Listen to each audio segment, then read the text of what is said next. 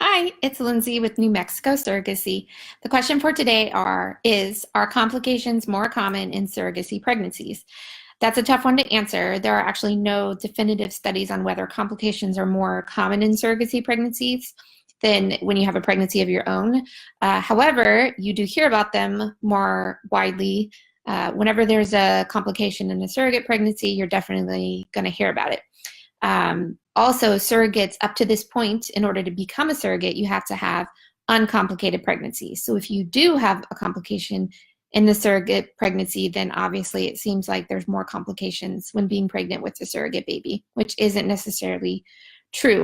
Vice versa, though, the intended parents have obviously had complications with pregnancies, are getting pregnant leading up to surrogacy, which is why they're using a surrogate most likely.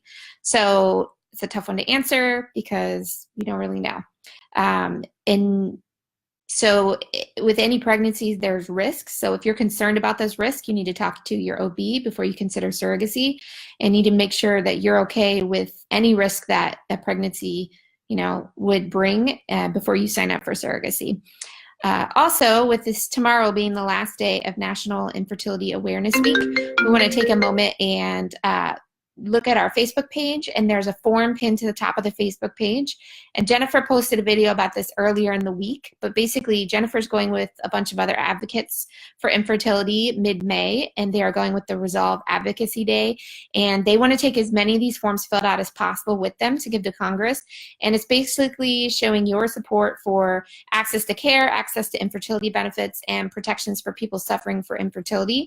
So we want to make sure we get as many people as we can to fill out these forms. So if you have suffered from infertility or you know someone who has, please take a moment, fill out the form, and submit it, and let your voice be heard. Thank you so much. Have a great weekend, and we will see you next week.